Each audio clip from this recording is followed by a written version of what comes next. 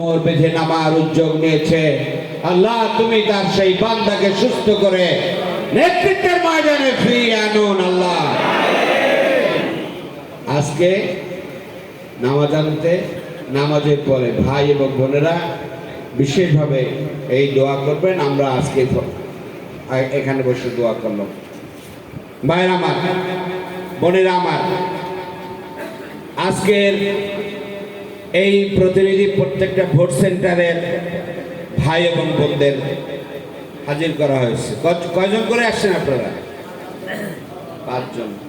এখানে যারা উপস্থিত আছেন, বোনেরা আছেন, ওখানে হাত উঠাবেন যে কে কোন ভোট সেন্টার থেকে আসছেন তাকে আপনারা জানেন?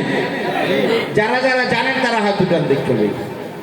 কে কোন ভোট সেন্টার থেকে আসছেন? না জানলে হাত উঠেন না, শরমের কিছু নেই। যে ঠিক আছে আপনিও আন, এইভাবেও আইতে পারেন আপনারা।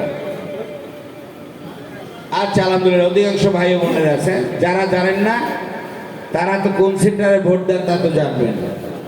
আপনারা তো সবাই এই 10 মিনা এবং গলাচিপা আসনের ভোটার হিসেবে তো আছেন আপনারা। কারা কারা আছেন ভোটার? তাহলে আপনারা যে সেন্টারে ভোট দেন সেই সেন্টারের প্রতিনিধি হিসেবে আসছেন, তবে আপনাদের জানা থাকা দরকার ছিল। হ্যাঁ, আমরা জানার ব্যবস্থা করার জন্যই আজকে আপনাদেরকে এখানে আমন্ত্রণ জানিয়েছি।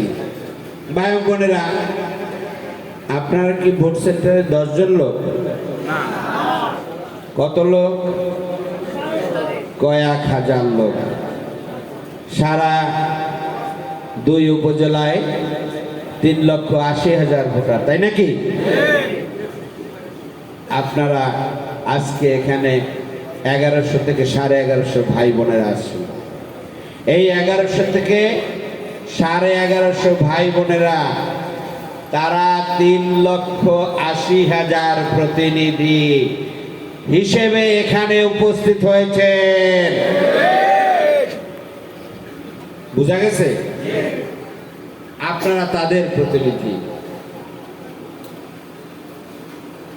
এখন এই 1100 1150 প্রতিনিধি 3,80,000 প্রতিনিধির কাছে পৌঁছতে হবে। সেই জিম্মাদারি নিয়ে আজকে আমরা এখানে উপস্থিত হয়েছি। আমরা এই সমাবেশ গত বছর জুলাই 2 তারিখ করতে পেরেছি? পারিনি। আমাদের সন্তানরা জীবন দিয়েছে, জান কোরবান করেছে। আমরা সেই শহীদ যোদ্ধা, পঙ্গু আহত ভাই বোনদের জন্য আল্লাহর কাছে দোয়া করি, আল্লাহ যারা শহীদ হয়েছেন তাদের শাহাদাতের মর্যাদা দান করুন। যারা আহত হয়েছে আল্লাহ আপনি তাদেরকে দ্রুত সুস্থতা দান করুন। আমরা রাষ্ট্র এবং সরকারের কাছে আহ্বান জানাই যে যারা ক্ষতিগ্রস্ত হয়েছে, শহীদ হয়েছেন, আমাদের নেতৃবৃন্দ 5 জন সহ সারা বাংলাদেশে 15 বছরে যারা শহীদ হয়েছেন তাদের ক্ষতিপূরণ টাকা দিয়ে হয় না, হবে? কোনো সম্মাননা দিয়ে হবে না, হবে?